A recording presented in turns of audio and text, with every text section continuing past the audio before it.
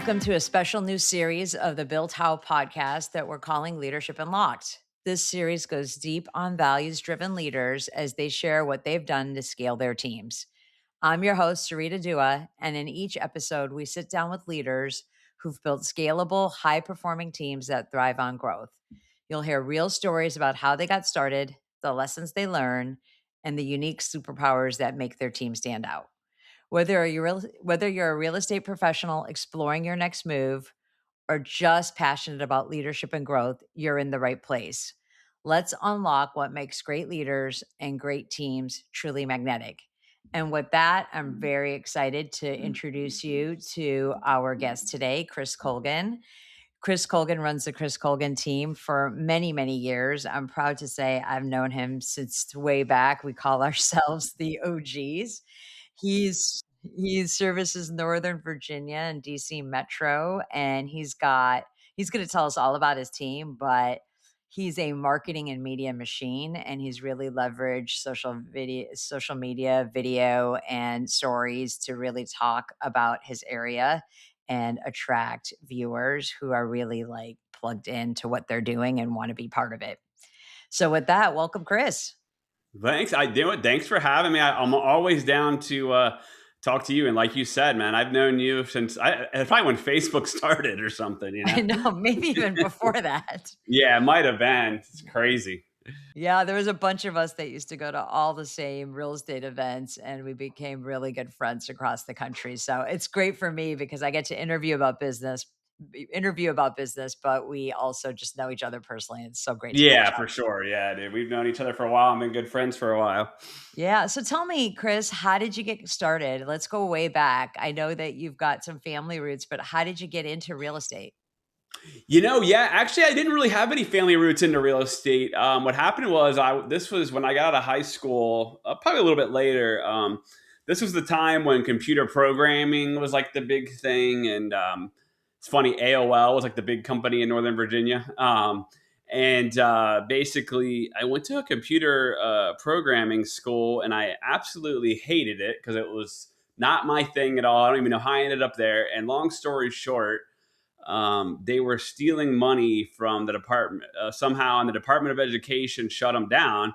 So the Department of Education came in and said, "Hey, look, we can get you guys into colleges that will take you, but you just got to wait like through the summer and go to the next semester." And so somebody I know was like, "Hey, I'm a broker at this local company. You should become a realtor while you wait." Knew nothing about real estate, realtors. I kind of pictured the old lady driving the Cadillac type days. And I was like, yeah, you know what? I'll try it. And then I got into it and loved it. And that's kind of how I ended up like getting into the business. I love that you and many of us it was accidental. It was kind of Yes. like a happy Yeah. accident. Yeah. This is when was this? This was like what, This had to be like 2020? 2003 or something Yeah. like that. Okay. Yeah. Yeah. Totally. Yeah. 23 years ago. And then Yes. when you got into real estate, when did you know you wanted to build a team? And was that also on purpose by accident or maybe a combination? Like when did you Yeah. know like Great a team question. was your thing? One thing that used to always frustrate me when I listen to these type of interviews is the person would be like, I sold 80 homes my first year. And I didn't do that, right?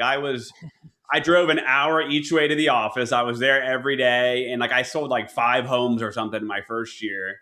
And what happened was, I just remember I was at the Christmas party for this company, and some guy that was about my age came up to the main owner, and he said, "Hey, I want to make $1 million a year." And the guy said, "I've never seen that been done before in real estate." And I was like, "I'm at the wrong company." And so I called the biggest agent in town who had a large team, and I said, "Hey, I want to join your team." And he said, "Hey, can you you can become a buyer agent." And so I became a buyer agent on his team, and like really the only thing that they offered were sign calls, walk-ins, and your sphere of influence. So this guy was a huge agent. And I was there for like a couple years, and really what ended up happening was I noticed with him, like he funneled a lot of the leads to like people he liked.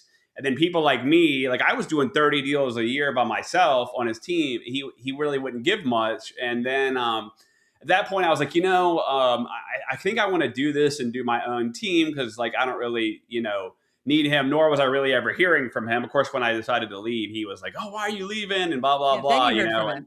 And I'm like, It's dude, like, I don't even talk to you, you know? And so I was like, I can do it different. So I went and I left. And the cool thing was, this was in 2007. So you know what happened shortly after? The market yes, crash.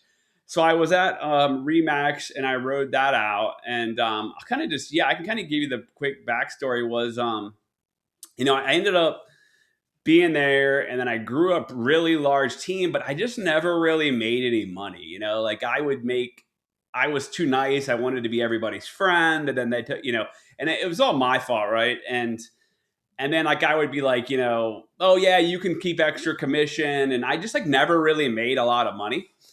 And then I ended up going to KW and we were doing really well, selling a couple hundred homes a year. I made decent money. And then like I just wasn't running it right and was going through a divorce and dude, everyone left. Like everyone left, like literally. And I remember crying because the last person left was someone that I paid. And I was like, dude, this is what it's come down to. Like everyone's left me. And again, I take full ownership. Probably at the time I didn't.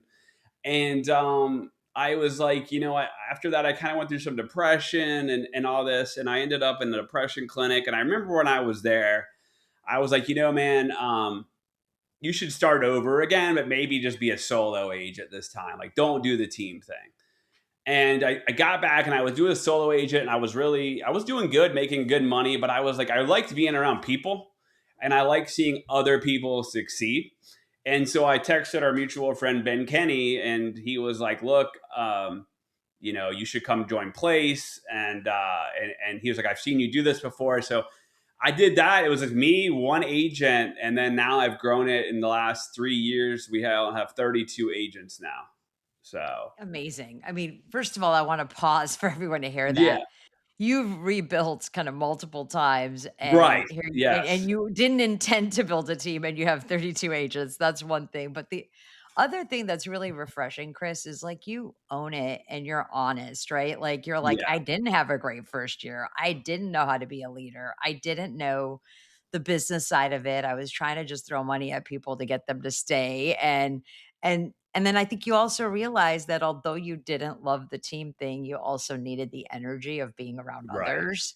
And so in your own way, you did need to be a part of some sort of team, but kind of having Ben reach out to you and just say, "Look, I know you know how to do this. Let us help you. And let's give you Right. some Yes. structure and let's give you." Y- Because sometimes you also need the rules to be like, "Look, I'd love to pay you, but here's the salary guideline, or here's Yeah. what the Right. book says, or here's the recipe," right? And it's like, "Hey, if I'm not following the norms and everyone's telling me there's so many teams and although no team is alike, it's important to know what standards and what benchmarks are so that we can, if we choose to be out of be an outlier, it's by choice and not by accident." Yes. So, yeah, no, I like kinda love that, and I also love that because you said something that I think every team leader does probably think about probably every day, which is, "Should I blow this thing up and start over?" Because the headaches of the team piece and having things that are just not in your control and managing people and recruiting people and then having great people in your life who then leave through no fault of yours. Their life changes and they leave and then you're like, here we go again, right? One thing I think sometimes is a mistake, but I see it over and over is team leaders make things look kind of easy, and Hmm. it's not easy and sometimes it's not fun, but the team members are like, "Hey, I'm paying Chris all this money. I can go do this myself." And they don't realize kind of some of the blood, sweat, and tears that are behind that success. So I love that you shared some of your early challenges of like not really being as business minded and not really even loving having a team. You mentioned your team is structured today with 32 agents. Can you kind of round that out? Like, where were you maybe last year? Like, what's the trajectory in the last 3 years where I remember you and I were texting about this. You're like, Sarita, it's just like me and a VA and like a showing agent. I'm just like going to do Yeah. this by myself. How did you get from there to the 32? Yeah, and one thing I wanted to chime in on really quick is I think, and me and you kind of grew up during this. I would say, you remember where it was like, hey, you can become a millionaire agent and never work again, and you can sit at the beach and collect them. That's BS. Okay, Right. like nobody I can promise you is making $1 million running a real estate team sitting at Yeah, the this beach. whole idea of I'm gonna get out of production and Yeah, work on my tan, it's not a thing. no, yeah, it doesn't happen. And the other thing is too, right? Like, just as anybody who wants to be on a team, right? Like the average agent stays with you for 3 years on a team. Okay. Right. And so like that's the way that I look at it. So if someone comes to me and says, hey, I want to leave, I'm like, hey, no problem. Like I wish you the best of luck because I'm always recruiting. And so I'm not beholden to somebody, right? And like I've had plenty of people since I've been doing this say, hey, this isn't for me or I'm getting out of the business. And then they're kind of shocked when I'm like, that's great. I support you and let me know if I can ever help you. So, They're like, "Wait, you're not before back in the fighting day, I me?" would have been like, why are you leaving me? Like, what did I do? Right. Or screw you. Yeah, but no, like in the first year, I only got up to like five maybe, and then the next year I got up to like 15 to 20, and we certainly had people come that didn't make it. And then Yeah. we ended up getting up to about like 35. And then recently I did let some people go that just weren't really trying. But the trajectory was my goal was always to get like one or two a month, and then I was like, okay. And the thing is, the cool thing is of my social media presence, a lot of the people that do come know me from that here locally, and so they call me and say, hey, I want to join, or we run a lot of ads. And it's funny, right? Like you would think, and what we're told is to get a bunch of experienced people that sell a bunch and they just need help. I've honestly found that new people are the best because A, they don't have bad habits, and B, they don't think they know everything. And so we can actually mold a new agent into like a superstar. And we've done that with like several people. Like most of my top agents are all brand new. Like they were just got into this. And so that's the cool thing about what we do. So that's what I like about this is seeing somebody join and then they're new and they're like, next thing I know, they're selling more houses than the guy that's been doing it for 20 years.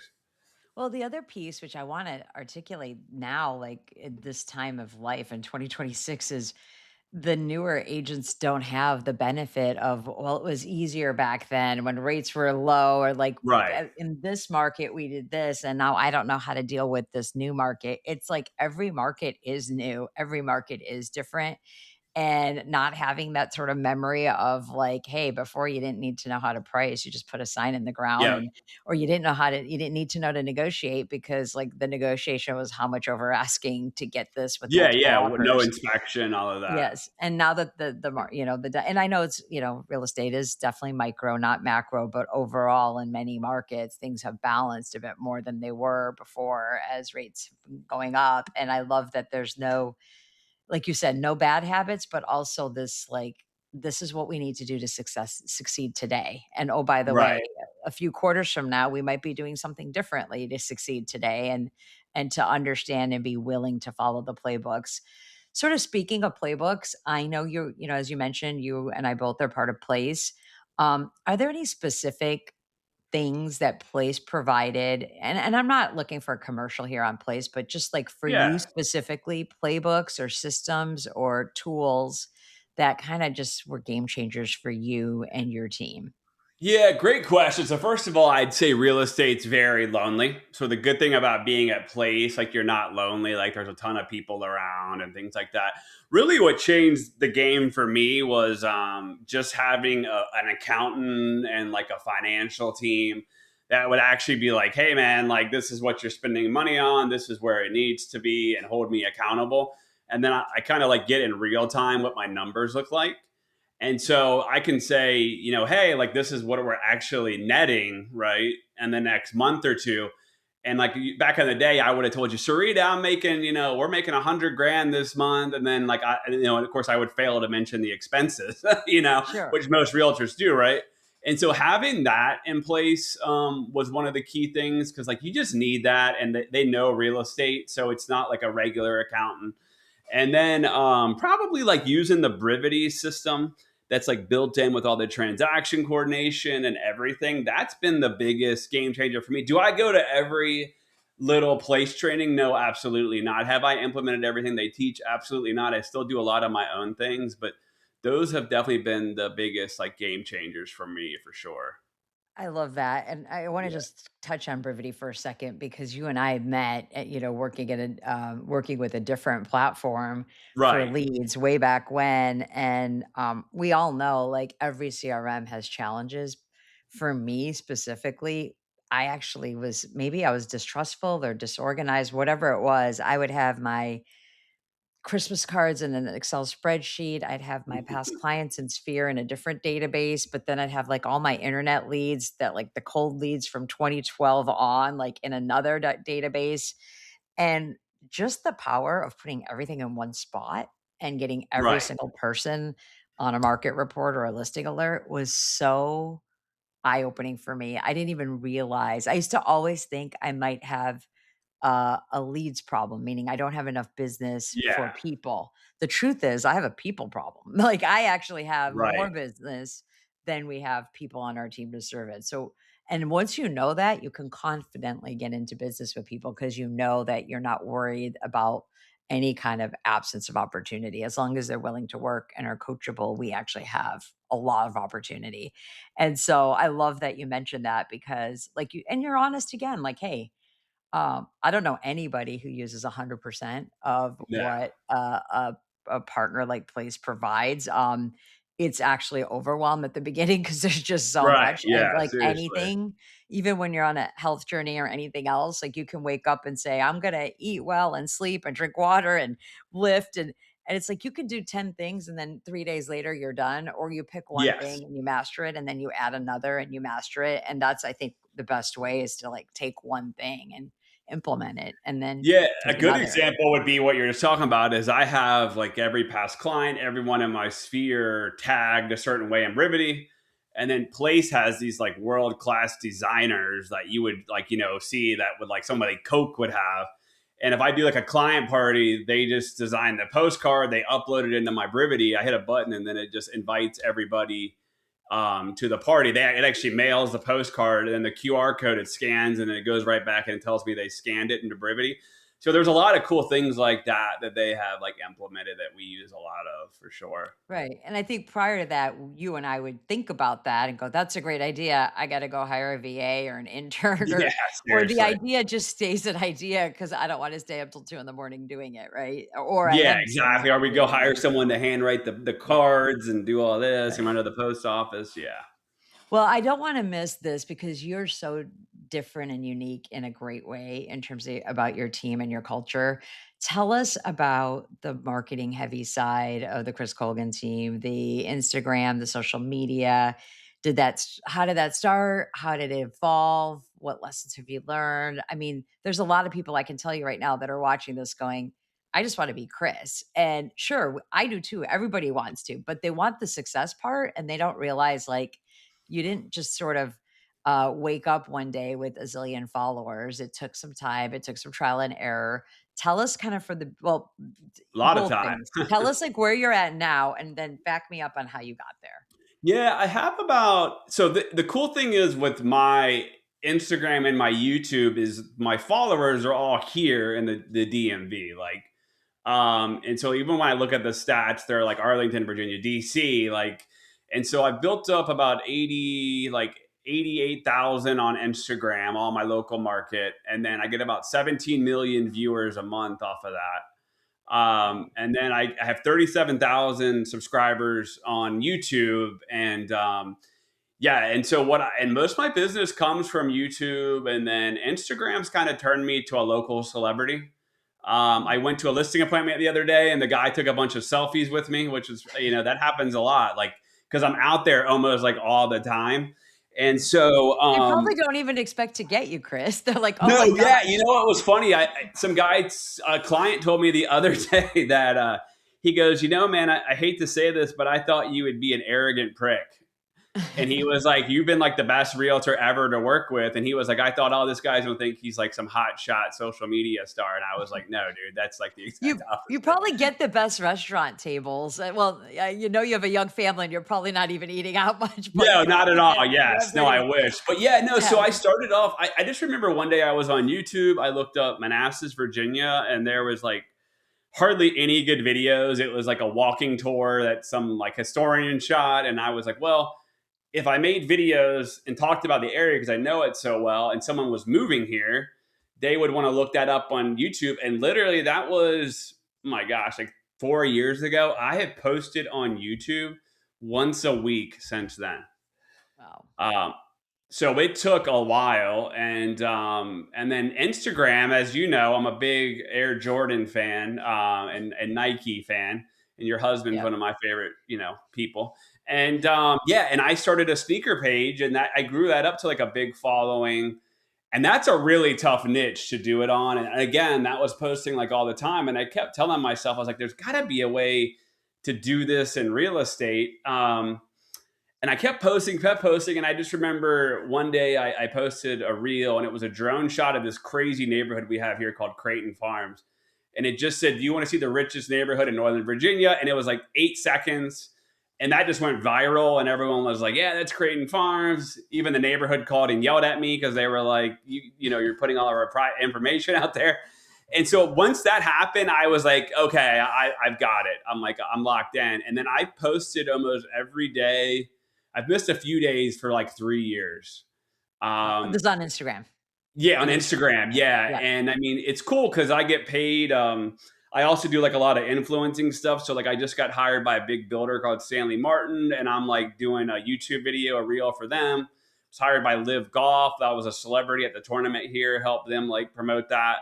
So yeah, it's fun, and we get a lot of real estate agents from that, but we also get a lot of real estate leads as well. So it gives you a lot of credibility too, right? So if you go on an appointment, I can say to somebody, "Hey, look, I get to 18 million viewers a month. Nobody here is going to beat my marketing with you, Mr. Seller. Right. Like, I don't know who else is going If to we get don't you." sell your house, it's not because no one's Yeah, and interested. and I can say that, like, look, I can put it Guaranteed. on my Instagram, and you're going to get a lot. Now, that being said, I mean, it definitely, a lot of people will hit me up and ask me for advice about it, and I do some coaching around it. And I'm like, look, first of all, let's just get you posting. And a lot of people, they'll hold off, and they'll be like, "What if I post like once or twice a week?" And I say to people, "You're not Kim Kardashian, right? You're not like some superstar that can just post once a week. Like, we're like, nor do you look like them, nor do I look like her." And it's like, you got to post like You gotta do the work. consistently, and you got to show the algorithm like what you're about. And it just takes time. And Sarita, like, people, so many people, like, they kind of get ready to get ready. And Sure. I'm like, dude, you just got to do it. "Oh, I'm not having a good hair day. I don't know what Yes. to Well, I say. I can't say can't that get about past myself, but yeah. Yeah. So, okay, I love the sneakerhead piece because that was almost for you your passion and kind of your Yeah. proof of concept. You're like, hey, I know this works because Yes. it's working in an Yeah. area that I'm passionate about. So the crossover of if I can do this here, I can do it there. How did you keep going at the beginning when you didn't see the results? Like when there was zero hits for Manassas and you just starting that once a week on YouTube, from when you started to when it sort of popped, right? Nothing happened overnight. No. Was there how did you force yourself to get consistent, or you just knew you had to do it? Like, there's a lot of people who would have just like, even if they tell you the formula, someone, you just kinda give up because you're like, "This is for the birds." It's kinda like farming back in the day. Like, if I send Yeah. postcards, you have to do it like 12 times, to the same neighborhood, and you're writing this check and you're doing this postage and you're not getting any calls. And most people do quit because they're not seeing that kind of quick adrenaline hit, an endorphin rush. How did you keep motivated, or was that not an issue because you just sort of believed? You know what kept me motivated was, first of all, I'm just a big fan of YouTube. Like, I watch it a lot. I've always been a fan of it. I've watched different channels. And just kind of like what I had heard was you have to post a lot for YouTube to figure out like what you're doing and like what you're about. And I didn't get a lead, dude, for like 6 months. Yeah, I was gonna Um, say, if you yeah, it did, it took would have been a forever. fluke. Yeah, Yeah. and then what happened was, I did it. There's a neighborhood called Dominion Valley here that's gated, and then it's got like a golf course on it, and it's really popular. And I did like I remember I went around and we. It's kind of funny. It's gated, right? So I bullshitted the gate guys, and we're like, probably shouldn't have cussed, but I said, hey, like, I'm here to go see my brother here, and they were like, oh, okay, yeah, come on in. And so that was kind of funny on the video because then I was like, man, I can't believe they let me in. And then people started calling me like they were like, hey, I've been watching you for 4 months, and I really love that Dominion Valley video, and I think I've sold like 10 homes in that neighborhood from that video. But the funny thing is, if you look that video up, it only has like 2,000 views, but you got to imagine it's 2,000 people who were interested in that neighborhood. Right. And I Um, think the thing with you too, Chris, is you're unapologetically you, right? Like you're yeah, not, like you said, you literally, lied your way to get in, and then yes, and then sort of you admitted it. And it's not this polish where you're like, no, okay, okay, let's do 4 takes, and let me wear my suit, and let me look like this realtor, and let me redo it. This authenticity that comes from just sort of being you, right, is very relatable. And then the real you, when they meet you, matches who you are on video. Because there's so many times where, let's be honest, a headshot of a realtor doesn't match. yeah, You're like, wow, you're like 20 years older than your yeah, picture yeah. You look posted, and like you're like, Brad Pitt in that picture. What yes, happened? yeah. Yeah. So I love that piece too. So, I mean, so your video piece now, let's just like, it's kind of blown up. You've got a lot of your, how many homes do you sell approximately? Or like, if you can I think share, this year we'll do like 300 to 400. three to Yeah. 400. And do you have a huge staff now? I mean, like, how much of this do you I do do. yourself? I mean, it's not huge. Yeah, I guess it is huge. Yeah. I mean, we have like I have one staff member who actually we're going to turn her into operations person, and then I have a bunch of VAs. So I have one that helps me with recruiting, and then I have one that's my assistant, and then I have one that does TC work, and then we have two virtual and ISAs. So yeah, we have a pretty big staff, and my I don't really like believe like you need a bunch of salaries and things like that. So, but yeah, like we have a lot of virtual people, and then I have one main person, and then like photography, video, I just kind of like contract a lot of that stuff out. So what is your role on the team? I mean, how much of your day or week is devoted to actually shooting content yourself? Oh my god! Well, first of all, I'm sick in the head. Okay, I really Yeah. enjoy it. Yeah. Yeah. So like So it when doesn't it's feel going on like, Instagram and all that, like it's me posting. So like I right. spend a couple 30 minutes to an hour on that, and then YouTube. We get a script. I work on a script. There's a company I work with as well, and then I'm constantly. I put out 2 to 3 YouTube videos a week now. Okay. So maybe like an hour, 90 minutes a day, and then working on scripting and like just seeing. And I do a lot of research, like what's popular, what are people talking about. But the thing is, I really enjoy it. Right. So for you, it's a Where hobby. Like you're yeah, like doing it's it. fun Yeah. to me. And so and yeah, so like with that, it's not as much as you would think, but again, like I enjoy it, so it's not really a job. And then also, Sweet, I do like 10 jobs, dude. Like like right now I have 10 pending personally, right? So I Right. still sell. Okay. Then I'm like the rah rah guy for the people on the team. Like I'm always reaching out and saying, "Hey, do you need anything?" And then I do recruiting, and then I also run my team. So we do 4 power ups in the morning, 2 in-office meetings. But you know what? I literally just enjoy it. Yeah. I have fun. I don't ever complain about work, and I think one of the reasons that I'm successful and you could is I respond quickly, right? Whether you're an agent or a Oh, lead or a every time I friend. text you, you're no matter what Yeah, time, and it's a the time thing is, zone. like, clients don't really bother me because they know that I respond quickly, and they're like, "Oh, he's on top of his game." Or agents on my team, they know if they hit me up and they have a problem, I just respond. And the thing is, like, a lot of agents I see struggle is like I'll give you a good example. We had an agent that we just kept getting clients coming back and we're like not happy. And I went and did research. I didn't tell them yet, and I noticed someone would text him at 3 p.m. and say, "Hey, I'm gonna look at this house." They went right back till noon the next day. And what I would tell them is, "Hey, look, when I finally talked to him, I said, let's think about that for a scenario. You're really excited. You want to buy your dream home and you text the person that you think is the professional and you say, "Hey, I want to go see this," and they don't write back for the next day. So what are you thinking, right? Like they're not interested in me, they're not taking me serious. And then I said, the other thing, what else can happen, right? Like they can go on Facebook and say, I want to see this house. And everybody and their brother is a realtor. And so like I laid it out to them. And I think the world that we're in now, like you just have to respond fast. And like, if you're not willing to do that, then it's going to be hard for you to make it in real estate. Like my doctor, I get it. If I call him, I'm probably, I don't call my doctor, I call his office. Yeah. They're going to call back the next day or whatever, right? A Right. realtor, like it doesn't work like that. Like people are going to want to hear from you. And a lot of people just want to even be texted. So yeah, I think that's part of the reason that I can beat a lot of people at this is because, I just respond quickly and then it just helps out a lot. Perfect. I love that. Yeah. So, what would you say? We know that the marketing and media piece is very unique to you. So, what would you say is your team's superpower or unique value proposition? You talked about it a little bit, I think, with the marketing, but if I was an agent watching this, why would I want to join your team? Yeah. So, and I learned this from Place, and I kind of do my own thing. So every morning from 9 to 9:30, we do a morning huddle. So I talk about like either what's going on in the market. We do show something motivational, or if I'm seeing like an issue keep coming up, then I'll kind of dive into it. There are days that I kind of like nicely yell at everybody, right? Like I'm like, hey, the calls haven't been up. The other thing is, Sarita, like I tell people now, you have to talk to 10 to 20 people a day.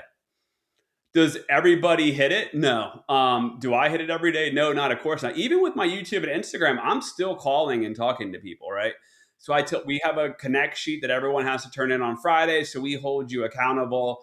And does everybody talk to 20 people a day? Of course not. But like most people that do the sheet and they don't fight me on it and they trust the process, they are like ultra successful, right? And then twice a week, we meet in person at the office. So it's like, hey, this is what you say on a listing appointment.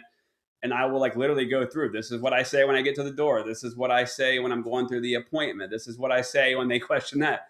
Then we'll have a meeting on how to do a CMA. So what I tell people is like, and we have a huge lead pond of like 25,000 agents. So we'll let you go in there and call, or not agents, clients, because then you can call. And if you mess that up, it's okay, right? It's much better than getting a hot Zillow lead or a YouTube lead. But what I tell people is if you're not going to make it with my team, you're probably just not going to make it in general because we just do so much and we're there like so much and we use Slack and we talk to everybody. So, that would be like the big thing with my team is me and you know those teams that they don't ever talk to the agents and they're just like they give them little scraps. But with us, it's constant communication, and everyone that joins is like, hey, man, this is amazing, so much training. I mean, two of the things that makes me the most proud is I have a guy right now on pace to make $400,000, and do you know how many deals he's brought on his own? Zero. They're all like team generated, but he works his butt off, right? But he's getting fully trained by me, and so like so now I can kind of say to people, hey, look, this guy's making this. If you're struggling, I'm going to help you figure it out. I'm not going to come to you and say, you just can't do it. So yeah, with us, it's like this constant training and evolving. I love that you laid that out. You also talked a little bit about your culture. If you're not going to be there twice a week, if you're not willing to be in a huddle from 9 to 9:30, if you don't really think 20 contacts or more per day is if you think that that's hogwash and it's not going to work, then this isn't a fit, right? And this isn't you guys aren't a lifestyle group. It's you guys have fun, but it's productivity based and there's things that you measure and you sort of inspect what you expect, which but there's a lot of support, and if you do the work and are coachable, you guys are gonna bend over backwards to make sure that people succeed. They just gotta be Yeah. willing to do And, the and work. question for you, right? Like, if you're not showing up to our meetings and you're skipping the huddles here and there, who else are you probably doing that to? Yep. The customer, right? So that's a telltale sign for me is like, hey, if you're not showing up for your boss, where your boss is quote unquote boss is asking you to be there, you're probably going to do it to the clients, right? And so that's a big telltale sign for me. And then I'm always like, look, you're going to skip the meetings and then you're going to get that call like, hey, I want to list my property. You would have been better off actually coming to the meetings and learning from us than like And what not to going. And say then you when you look like get an that idiot when you go out yeah. there. And so yeah, that's the the big thing is you got to treat it like a job. And you are technically a business owner because you're self-employed, and that's, I think, one of the things that a lot of agents just can't grasp is like, what do you mean? Like, and there's no one there that's going to be like, hey, come punch in today. It's up to Right, you to it's be 8 o'clock. successful. Are you ready? Did you Yeah. shower, and are you ready to get in the car? Yeah. Right. Yeah. Yeah. Like I had an agent, who didn't make it. And when it was Sunday, they were called the Redskins at the time. He had to watch the Redskins, and he was not going to work. And he asked me, and he goes, "Don't you like the Redskins?" And I said, "Yeah, but can I tell you how much money the Redskins have made me? Zero, and they've been a terrible team for the last 20 years, anyways, right?" So I was like, Yep. "Dude, who cares?" And I get that was his hobby, but he lost a lot of business because of that. You And there know, are plenty of people that if you didn't work Sunday and you built your schedule around that to do multiple opens during the week or right? really work Saturday, like there's still things you could do. But yeah, this idea of have fun now and work later. Let's work now. Maybe you can have the fun later, Yeah, right? exactly. Yeah, at some point you're gonna have to work, right? And even if you were, Right. and I tell people, look, if you were at Microsoft, they're not going to say go skip meetings and you go watch the Redskins on a Monday or whatever. They're going to expect you at work. So Right. yeah, Yep, absolutely, and if you don't feel good and it's your job interview, you don't get a do-over, right? You gotta right. just figure it out, how to show up and how to make the Yeah, best of it and how to get 100%. Yeah. selected, right? We're always Hmm. interviewing for a job, whether it's with a Yeah. buyer, whether it's a seller. So, what's one leadership lesson you had to learn the hard way? That's what I wanna kinda end it with. Advice you'd give someone who's just starting out that can kinda learn from either a mistake you've made, a leadership lesson, or just kinda cautionary guidance for someone who's just getting started. A leadership lesson I would say is you have to have extreme ownership. My life changed for the good the moment that I realized two things. There was no white knight ever coming to save me, right? Like I could always go to my parents and cry and say, hey. And of course my parents would say, oh my God, son. But at the end of the day, no one's really coming to save you. And you are like technically, quote unquote, on your own, but you have to take extreme ownership. And if someone fails on my team, I don't sit there and say, hey, you know what? Oh my God, it's all my fault. What I say is, man, if I tried my best and gave them my all, I'm not going to blame myself. But if a client's upset or whatever, like I take ownership. And then most people are like, oh my gosh, like I'm not mad anymore because you did actually take the blame for it. I had a client the other day that he was really mad at one of the agents, and then he called me and he was really mad about it. And honestly, Sarita, it was kind of dumb. He was mad about not enough real estate signs. And I said, sir, you know what? I take ownership for that. We should have more real estate signs. We're going to get some more out there, right? And I think I just did that. And the guy was like, oh, okay. Like, that's great. But what You could I have done? diffused I it. could have said, sir, you're an idiot. I wouldn't have said that. Yeah. But, I have like, stats that show that 2.3 signs yeah, is the right exactly. number. Or sir, come on, man. We don't really need to do that. But what I don't when I used to do this, but I don't do it anymore. I wouldn't went around and complained about that guy and made a Yeah. big deal about it. And like I didn't. I never even brought it up. I was like, because I'm like on to the next thing. So I think like you got to look yourself in the mirror and just realize like you got to just take ownership if you want to be a leader, and people like appreciate that, and you're gonna feel a hell of a lot better too about yourself. I love it. The focus on negativity doesn't get you anywhere. No. Solve the problem, take ownership, and you're setting an example without even realizing it, right? So Yeah, that's and one awesome. last thing I'd like to say Mhm. is because you just reminded me is you have to run to a problem. Yeah. If someone's upset or a deal is going south or this has happened, just take care of it now because nothing good has ever came by letting a problem stew around because people get in their own head and they make it a lot bigger than what it is. So I'd rather just get it off my plate and then it's done and it's good. Can I add to that too for the young Yeah. folks that are watching? Pick up the phone and solve the problem, or go Yes. drive to the person and solve the problem. Right. Texting our way out of this sometimes, like there's just if there's already a problem, you cannot infer tone. And I think there's so many people that are just so used to text because they like that one-way communication and being able to craft what they're trying Right. to say, but because they don't have to think on their feet and have a two-way conversation. But it's like, you know what? This is really important. Can I call you now? Are you free? When will you be free? I just want to let's talk about this, right? And then just get on the phone. Because I think people hear the sincerity in your voice way more than they can read in a text. Hunter, and I've Yeah, seen texts before that piss me off, and then I'm like, talk to the person, they didn't mean it. You know what I mean? So yeah. people can misconstrue what you say. Exactly, and we take it so literally. Yeah. Awesome. Where can more people find if anyone's watching, where can people find out about your team? What's your handle on So yeah, everything? if you go to my Instagram, Chris Colgan team, Colgan, yeah, check out my Instagram and yeah, follow me on there. Shoot me a DM. We have a fast track program where if you're not licensed, you go to the school and you get it within you sign up for the test within a month. We'll pay you back when you join the team. So we got a couple of cool programs. Awesome. I love it. Thank you, Chris. It's always a pleasure. No, You and I thank can you, and talk I forever. love you so much, and I'm always happy about you and your beautiful family. So Thank you. Appreciate you, man. Take care. appreciate you. All right. Bye.